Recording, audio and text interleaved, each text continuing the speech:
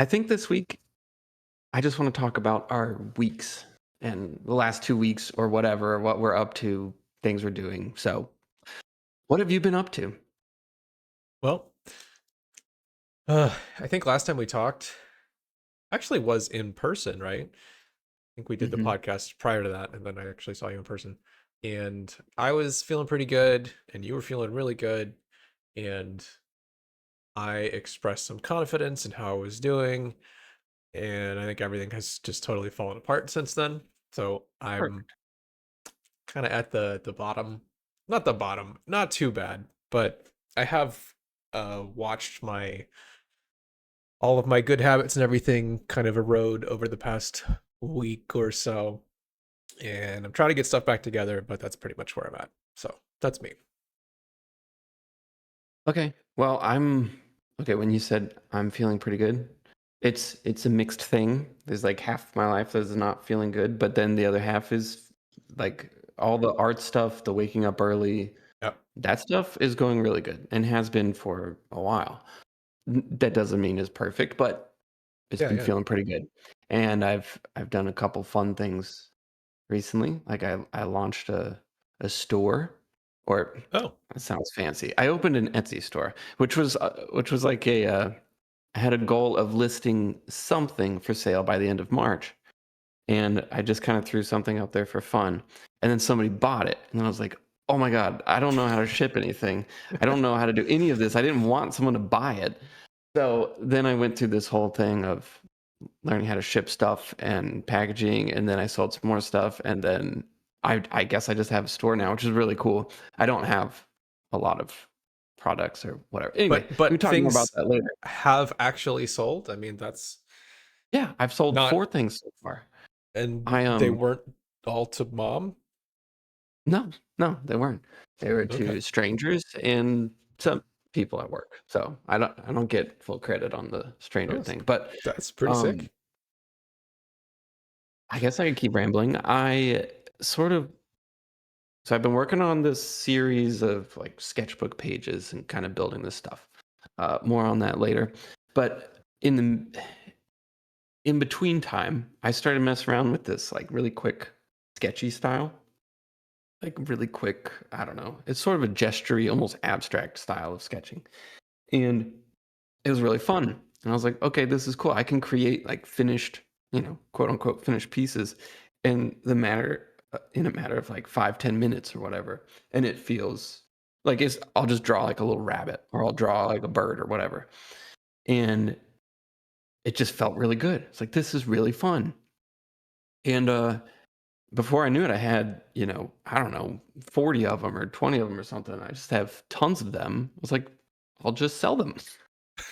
Ki- So that's what I put up on Etsy. I was like, this is just sort of a fun thing that I'm doing, exploring some other Mhm. stuff. I was like, might as well just throw them up and So sell them. you're not selling prints, you're selling the actual sketch that you've done. The original drawings, yes. Can you show Here, us I'll show just you. to Yeah, have an idea? Yeah.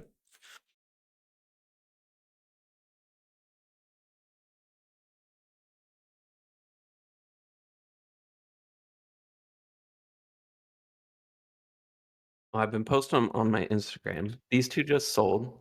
It's a little rabbit and an anhinga bird. Well, hold on. So, Well, hold on, I got tons of them. So it's like these. Here, I'll do one at a time so you can see them. well, no, show us the rabbit and the bird side by side. Okay. Well, this is the rabbit that sold. So just a real quick bird. So obviously the rabbit took a little bit longer. I was gonna say, like the rabbit looks much more rendered than the bird does. A little abstracty cardinal. But I'm doing these in like 2 minutes or whatever. I posted videos of these on Yeah. Instagram. This little owl turned out kind of cool. He was maybe 10 minutes, you know, and I won't go through all of them, but I have like a ton of them. This was from maybe 2 days, and then I threw away like half of them because they didn't work out or whatever. So I have a lot. Um,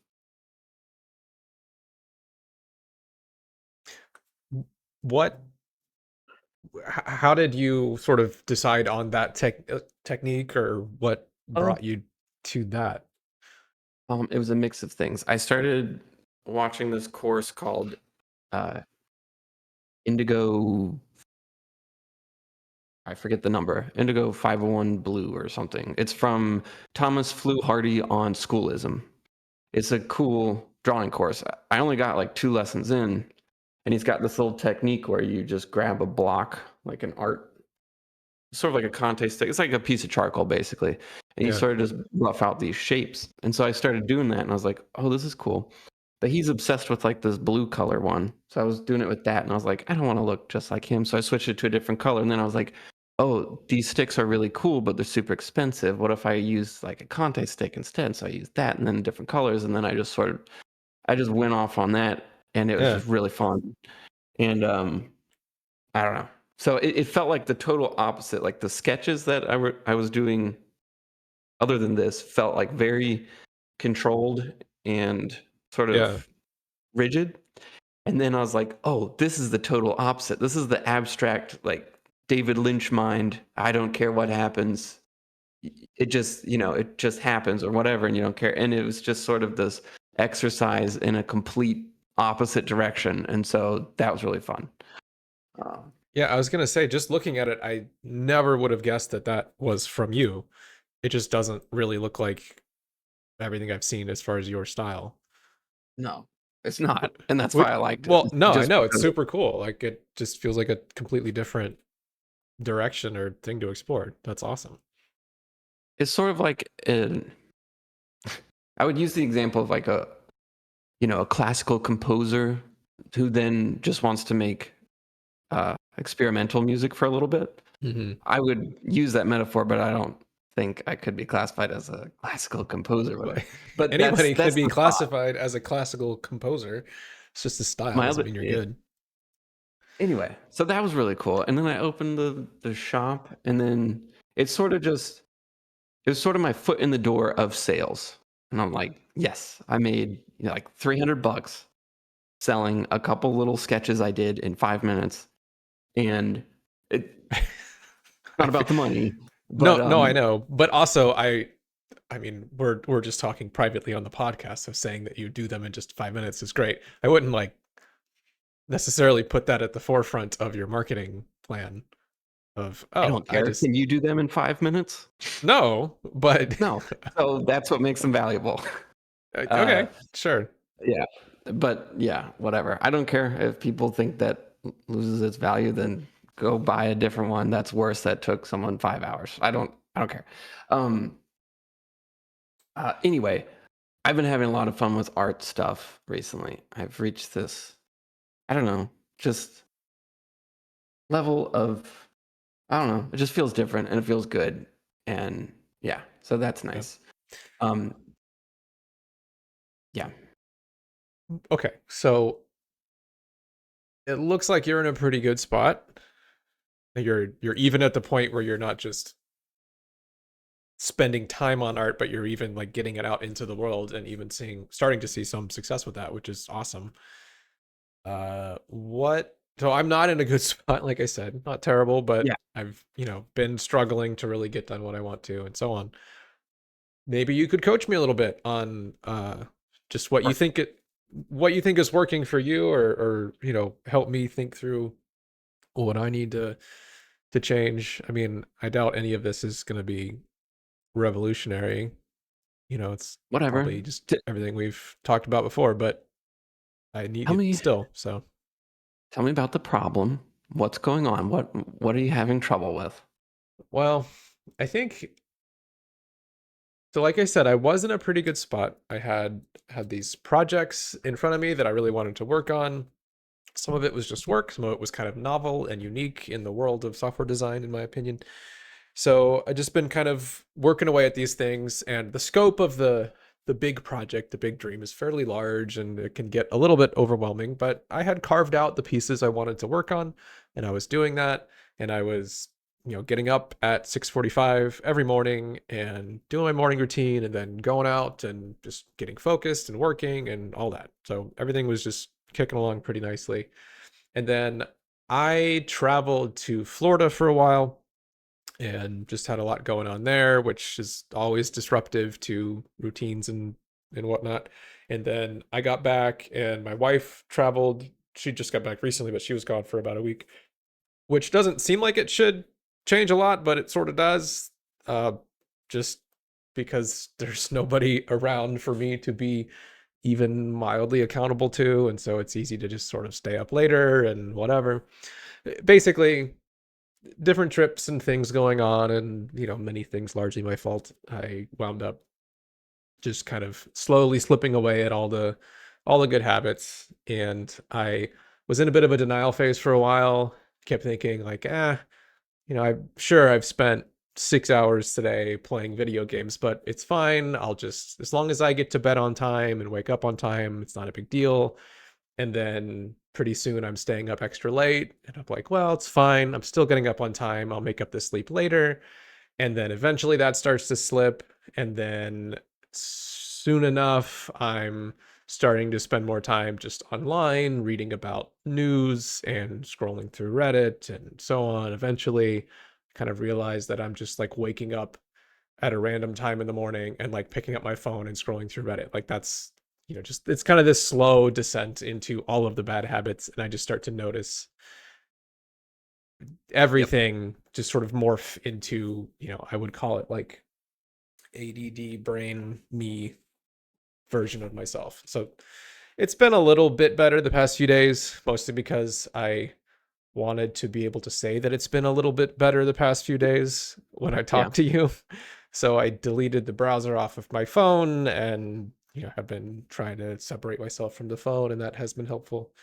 So anyway, that's just kind of where I'm at. And I for a while I kept kind of telling myself like, yeah, I'm doing all this stuff that's not great for me, but it's fine. I can still focus on the work, and I'm still, getting a good chunk of time every day working on my projects. And then before before too long, I'm realizing that I can hardly even sit down to work on this stuff anymore because I just feel this discomfort and inability to like sit quietly and focus on hard problems. And so I kind of like hit the bottom where I realized, oh, I am struggling to do anything at all. Never mind put in a lot of time and good focused effort. So that's what kind of convinced me that I needed to get it together. Well, I think number one, we've always noticed that when you go somewhere and come back, it's almost always either really, really hard or impossible to get back into things right Hmm. away. It's like you got to sort of start over completely. Right. Luckily, though, we've acknowledged this before, so it's not totally foreign, and you Yep. don't need to beat yourself up about it, right? So you don't have to guilt yourself on top of all of that. Uh, one of the main things I think that we've discovered is that you forget the reasons why you do the things that you do. So you Mhm. know that scrolling Reddit all day or sleeping in super late is bad, but you kind of forget why. You forget why that's bad. Mhm. Currently, you're remembering why that is bad, Yeah. right? Well, You're relearning it. You're going, oh, yeah, it's bad to sleep in all day long because your day is ruined and because it ruins the next day and the next day and whatever. Like yeah. you're relearning why all of these things are an actual problem. Yeah, remembering is the wrong word. Just experiencing it again and Hmm. going, "Oh yeah, that's right." So, Yeah. So I think when you when you do that and you experience how awful it is, the reason why it feels awful is because you're not getting what you want, or you're not your brain isn't happy because you're not doing the things that you want to do. mhm. I know I'm not saying this well, but it shows you what you want to do. It makes you remember why you do the things you do in the first place. So you're miserable because you're not doing your projects. Your projects would make you happy, or getting those done, or working on those, or having a normal Mhm. routine. So, in a way, in re-experiencing all the bad stuff, you're also relearning why you do everything else in the first place. So, acknowledging that and realizing you have a problem and stating it publicly, like right here, right now, I think is a pretty great Yeah. way to move ahead with it. Um, I think so. I went through like some big ups and downs with my art stuff over the last couple months. I've I've been doing the work and it's been going well. I can see my just skill improvement kind of going up. Hmm. It hasn't been perfect, it goes up and down or whatever. But there's this small improvement, which is really exciting. And so if I do a new drawing and I'll post it on Instagram and I feel really good about it, me feeling good about it leads to me getting obsessed with Instagram, of course. Hmm. Because I'm thinking, okay, yeah, I got to do them both at the same time. I got to post art and then I got to market things and then I got to do this. Like, I got to do it all. And then I just get obsessed and I end up, whatever. We all know how that works. And then I have to pull myself all the way back to a place where I'm able to sit there quietly with my brain and relax and do a Hmm. drawing. It's very different than sitting there and doom scrolling on a phone. And so I've I think in the last month or so, the last 3 weeks, I've sort of developed this way of, and I don't have this down, okay? It's a work in progress, but Yeah. it's happened so many times now where I do a drawing, I do a post, I get a little too obsessed, and then I gotta let go of it, and I have to reset. And I've had to reset so many times now that just I've learned these little ways of getting over it. And I know all of these things, but like Hmm. leaving your phone plugged in or just turning your phone off or like just going for a walk and leaving your phone behind for a good, half hour or go for Hmm. a run and leave your phone behind or whatever. Just get away from it, delete the apps off of it. You kind of have to do some hard resets in Uh-huh. order, and it takes a little while for your brain to readjust. Um, Yeah. One so thing I have noticed along those lines is depending on like how, redlined I am in terms of craving stimulation and, uncomfortable with any kind of quiet or stillness. Uh, like if I'm pretty up there, trying to sit quietly in a room and just be still is so uncomfortable that it's almost not possible to do unless someone like physically locked me in there. And trying to do that, it's just really, really hard and the kind of thing that I'll just try and almost immediately bounce off of. But it is a much easier step to say put on an audiobook or a podcast and go for a walk. Like that's still pretty stimulating, but at least not like quite as crazy as, competitive video games for 8 hours a day and that kind of thing.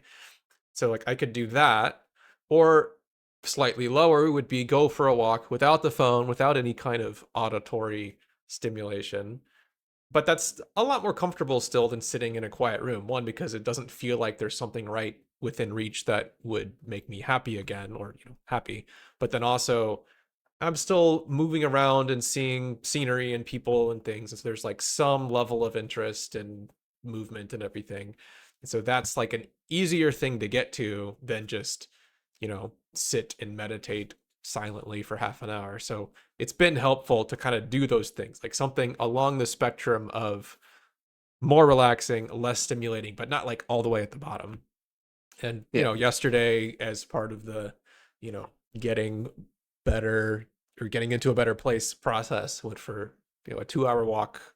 Just, I had music on, but that was it. And that was great. And I actually felt a lot better coming back and that sort of thing. So, yeah. Okay, I'm gonna do a really horrible job explaining this, but I'll give it a shot. One of Cool. the things that she talks about in the book that I'm kind of going through, The Artist's Way, Hmm. Julia Cameron, I guess. She suggests the one thing, the journaling in the morning, and I've kept up with that religiously for like 3 months now. Wow. Could not recommend it more, but also not just to journal, but to look up on what she's actually talking about in the Artist's Way. Uh, Hmm. and then the other thing, one of the other most important things about the book is that you go on these, and I'm embarrassed by the name, but whatever. She chose it, so we go with it. She calls it. She calls them artist dates. So you take your artist brain on a date, right? I mean, it's a pretty simple concept, but this idea that the artist part of me is this separate entity, Mhm, and yeah, it goes into the self one, self two thing and all of mhm, that. But if I think about artist me as this expressionless, like a blind, mute, deaf, am I getting them all? Uh, I think about artist me as this kid that cannot speak, can't communicate in any way mhm, at all, and so you can't ask him questions. I can't say, "Hey, how do you feel?" Or "What would make you happy?" I can't do that. And if he's feeling miserable, he doesn't like cry. He doesn't make any noise. He's just completely silent, always, and invisible. But he's so prevalent. How he feels is so prevalent. And so if I constantly work the artist part of my brain, just constantly work him, never give him anything fun, then he's miserable. And my art is miserable and I get frustrated. It's like I become this controlling parent and I'm like, just do the thing. Just be good. Just give me what I want. And he just sits there and won't move. He just shuts down. And thinking about it in this way has been absolutely revolutionary to me. Um, and so if I want artist me, the little artist boy in me, to be happy, I have to go try to find things that make him happy. And so you take him on an artist date, as the book talks about, where, I mean, literally, it's like these are the things I used to do all the time. I just never thought about it like this. yeah, And when I was a younger kid, like to make my artist brain happy for music, I would go sit in a car and listen to music for 2 hours and stare off into, the sunset or the moonlit night or whatever. I mean, like, or I'd walk around with music around the block or something like that. Like, there were ways to make my artist brain happy back then. I didn't think about it that way, but I did. And as adults, we are constantly trying to control that part of our brain because not only does it make us money or whatever, it's part of our larger goals in life. And so we're just constantly forcing it to work. And so that's why I think it's kind of a big deal when I was telling you, or mhm, earlier when I was saying you're sort of relearning why you do these things in the first place. I think that's the thing. I think you need to take the little artist you, the part of you that really deeply, subconsciously enjoys yeah, these projects, and find a way to make the artist you happy again. What is it about these projects that you enjoy? And it can't be, it's not like a perfect formula. Is it exploring games for a whole day? Like, is it finding a new game and just having fun with that? Is mhm, it trying, like, finding a new problem and solving that? Like, what is it that makes artist brain Michael happy? He won't tell you. You have to like go to a place and see if he likes it. I know it's a weird way of saying it, but this has changed so much for me. And so when I was trying like the new way of drawing, it's not a new way of drawing. It's just sort of like gestury, abstracty drawing. It's a new way of drawing for me. I was like, this feels good. And for whatever reason, the quiet artist brain part of me really enjoyed that. So I just leaned into it and let it mhm. happen. I wasn't trying to control it. I wasn't trying to, make it do something. I was just, okay, you enjoy doing this. Let's just do more of that.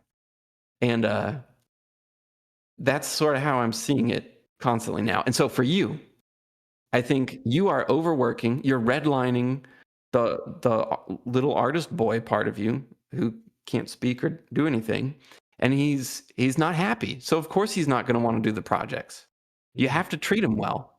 You have to take care of him in order for him to want to mhm. produce things for you. Okay, I've rambled enough. One thing that's funny about that is you talk about being younger and sitting in the car and listening to music for 2 hours, and, I mean, I remember when, I first got my turntable, and I had things set up in the living room, and I remember just putting on a record and just sitting on the couch and listening to it, and, Hmm. I mean, I wasn't, at the time, even writing music necessarily, but it was still just, like, a very wholesome and wonderful experience. I can't remember the last time I've done that.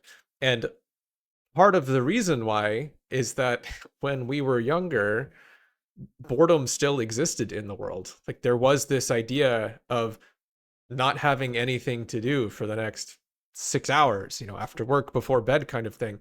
So you really would just think, what should I do? And listening to music was one of those things, or all of that. We're Yeah. clearly living in a post-boredom world where you have to make a conscious choice to do any of that because the entropy of the universe has risen so much to where you can just pull out your phone and be entertained. So yeah, same as exercise. You have to consciously exercise now. It's no longer required of your human body Right. to chase down an animal or even walk to work or anything. So it makes sense that it feels like the difficulty of taking care of that artist version of yourself, as you put it, has risen a lot. It is just much harder now in the world because of the environment we're in. Same as like it's harder to eat healthy because there's so much more unhealthy food that's available now. Yeah. Absolutely. Um, so okay. I feel like you'll think this is really silly until you go do it, and then you'll thank me later. But I think you should try to think. I mean, you asked for my prescription to how to fix Yeah, you, I right? did. And Uh, I have a pretty solid threshold for silly at this point. Like I'm a believer yeah. in silly things, so let's do it. Here's my prescription. In your little bout of misery you've had recently, if I was experiencing that same thing, which I have been on and off constantly Mhm. for my whole life, but I Yeah. mean, definitely recently, and this is how I'm fixing it. This is how I want you to fix it, which is I want you to go somewhere that you think would make artist part of you happy. And what I mean by artist part of you, I mean the programming entity in you that enjoys doing those Mhm. projects or whatever you would call it. The little the little boy that built the hovercraft when we were kids. That no one told him to do that. He just did it. Mhm. That kid, go somewhere that you think that kid would be happy. Somewhere outside of your house. Okay. You go there alone and you do not have your phone. So you go to this place, there's no phone with you, and you spend at least an hour and a half there. Okay? And during that time, you only think about yourself and how you feel. You don't have a single other thought about anyone. And I mean, obviously that's not a switch you can turn it on and off, Yeah. but as much as you possibly can, do not think about you needing to be somewhere, you needing to deliver a job to someone, you being needed in 2 hours from now, whatever. You let go of all of that. And the only thing you think about is trying to make child Mike, hovercraft building Mike, happy.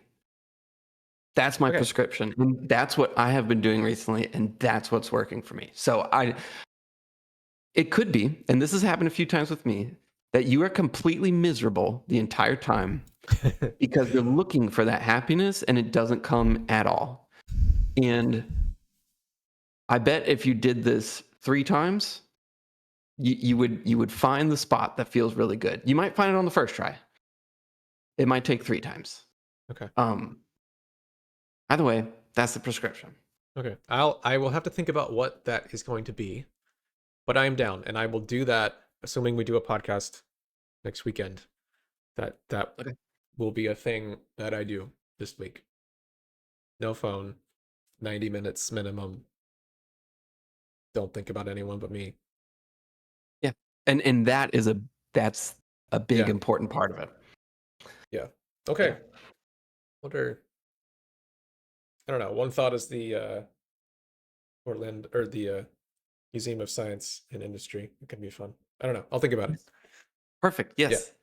Uh yeah, yeah. And make a list of those things. But I Yeah. will say the first couple of times I did it, it was hit or miss. And the reason why is that I Mhm. would go somewhere thinking, oh, this is gonna make me happy. And I'd go there and I was completely miserable. And I was just like, what the hell makes me happy? And I had I've lost touch with that so much that I Mhm. can't spend a day by myself and just be happy. I feel like I've been getting that back almost to the point where it's actually okay, I'm far past this point, but it's dangerous now because now I'm going to work and I am pissed off. Like I'm angry at everyone and everything because I felt so good in the morning.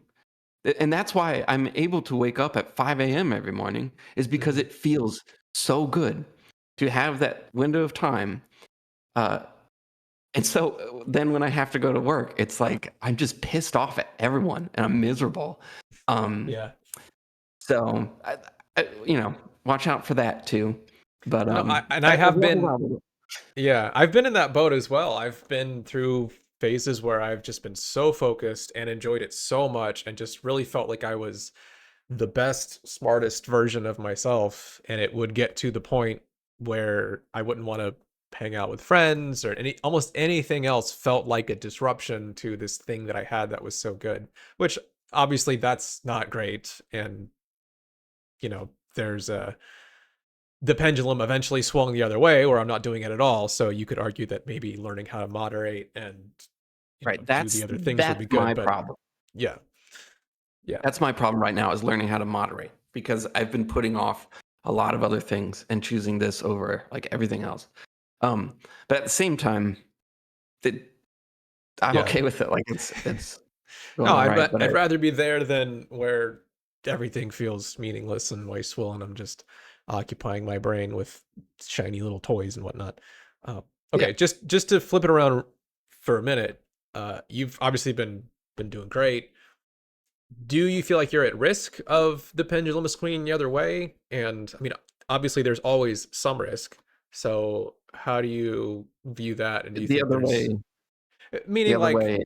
I thought I was doing great, and then things kind of came down for me. You're doing really well and have been for a while, but what are the odds you're going to be in as good of a spot in 6 months or a year?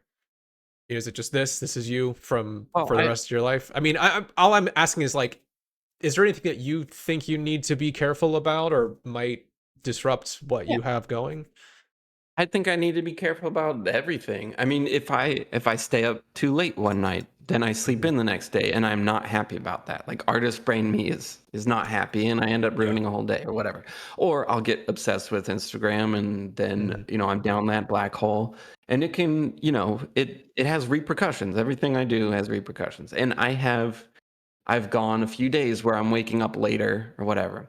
The difference now that I'm not saying I'm invincible or whatever, but what I'm experiencing right now is this ability to get back.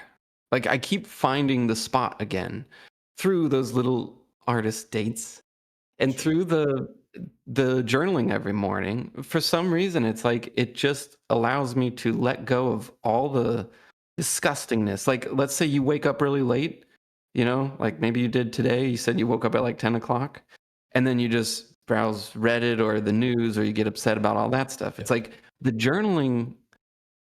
For some reason, it's like you just grab all the disgusting junk in your head and you just Hmm. get rid of it, and it just kind of resets you. At least that's what I've been experiencing. And so to me, there's a little bit more of a process of getting back. Now, talk to me in a week and that could be totally different. I don't know, but it doesn't feel Yeah. like that. I'm not holding on to this through some kind of superpower like I've felt before. Like it's a like it's so delicate. I don't feel like this is all that delicate because it's been Hmm. like 3 months now, and I'm still able to find my way back. That doesn't mean that it's like always Yeah. Yeah. wonderful, but it averages back out. Yeah. I guess I don't know. Okay, so let me ask you this. You talk about the journaling and you described that last time. I am kind of, I know I got some flack for being maybe a little bit too dismissive of the artist way last time, so sorry for that. But I'm really not, if it feels like the thing that needs to be done, then I will. But I don't really want to spend time in the morning doing paper journaling, mostly because I just have a lot of time consuming routines that already happen. Yeah. So, d- do you feel like doing the sort of voice journaling where I'm talking into a voice recorder as I go for a walk? You think that could be like a reasonable substitute for paper journaling? Because Yes, that would absolutely. fit much Yeah. better for me. Yeah. But the thing that's been, it's not just, here, hold on. Look at my ceiling. I can, Like we're falling backwards. Okay. yeah, sorry. Actually, I have some books. Um, the th- the cool thing about the artist way is that it seems to hit on that's it seems to hit on like this pattern of behavior that is so common right now, which is this obsession with controlling yourself or controlling the outcome of your Mhm. creative endeavors, right? So like, I mean, just listen to us over the last couple years. It's like I want my art to work and you want your programming stuff to work. And so we work really, really hard at making all that work. And so it's like, it's this obsession with controlling it. And obviously you need to be able to set goals. You need to be able to work hard and blah, blah, Right. blah, and all that stuff. It's like, it's hard to use these terms and people not get confused. But um, the artist way seems to hit this whole system of like this little disease that occurs when you start acting this way. And so a lot of what the journaling is, it's not just the stream of consciousness every single morning. There's a Mhm. lot of like, actually, I haven't gotten that far in the book because I think what I've gotten so far has been so good. It's like I don't even feel like moving on right now. But so many of the like, it has a lot of prompts, and so it has you like dig into your past. It digs into future stuff. It will like give you it'll just give you prompts, and you just sort of write about them, and weirdly, it kinda hits the spot in your brain that you needed to explore. Mhm. Um,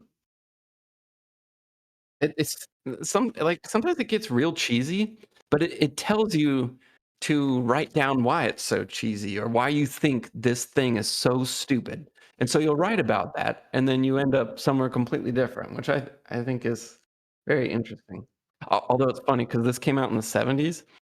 And I think, yeah, I wasn't sure last time, but it came out in the '70s, and one of the big things, it's like, okay, this week you're going to deprive yourself of reading, and you're gonna be bored, and it's gonna be amazing, and your whole world's gonna open up. And it's like, That's funny. it's gonna be really hard, but you're gonna have to give up reading. And I was just laughing at that because it's like, oh boy, that Yeah. was their distraction back then. Right. It's like saying you have to give up eating cabbage. Okay. Yeah. Like, oh no. Uh, yeah, so I'm trying to find one.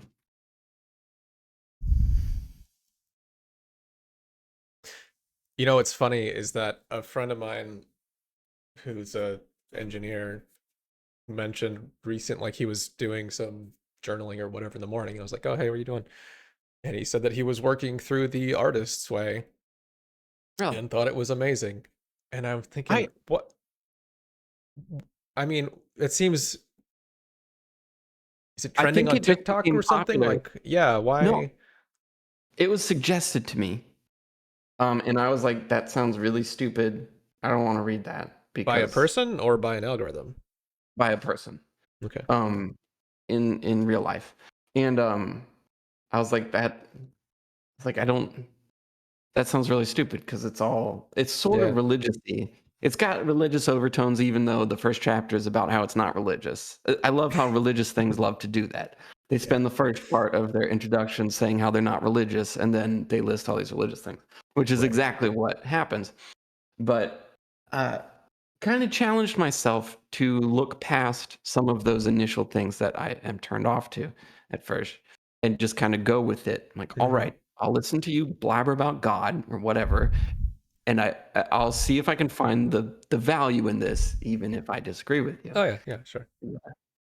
Um, and I've seen no, since I've been talking about it, I've seen quite a few other artists recommend it on their Instagrams or whatever. I'm like, I don't know if I'm just being pushed this right now or if it's sort of making a change. My theory on why it would be becoming popular right now, if it's sort of trending or whatever, is because the problem it is dealing with is such a prevalent thing right now. Like it's like a byproduct of our society right now to be this type of controlling over your creative stuff.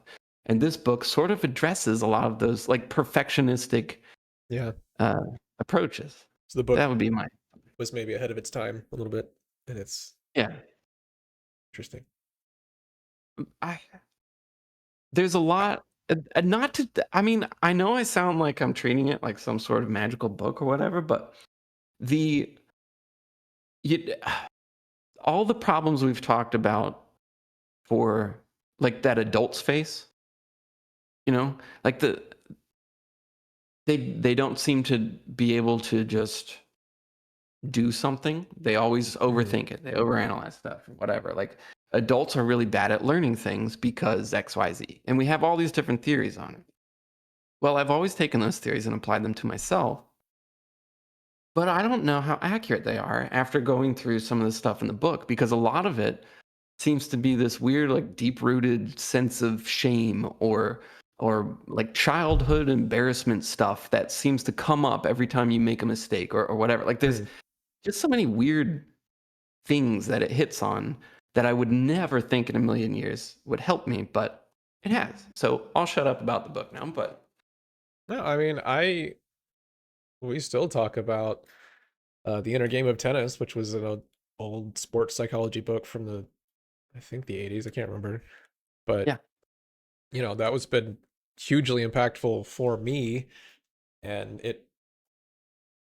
it feels like obviously the world has changed dramatically over the past 15 years, 15 plus, and there's been a lot of science around, I mean, there's no shortage of how to optimize your health and exercise science, and I mean, a lot of which is pretty garbage. But regardless, there's a lot of attention paid to it.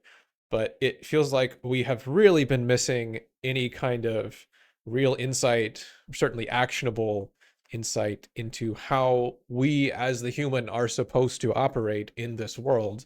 Most of the research and development has gone on to the opposing side of that, basically exploiting people for the benefit of, different groups, not for us. And so in a way it does make sense that even these older books and ideas that have been around for a while, people are starting to look to that because we need something, and the way we operate is clearly I don't want to say soft science, but like it's a much messier thing that we need to create metaphors for, and more heuristic ways of thinking about yourself. Like I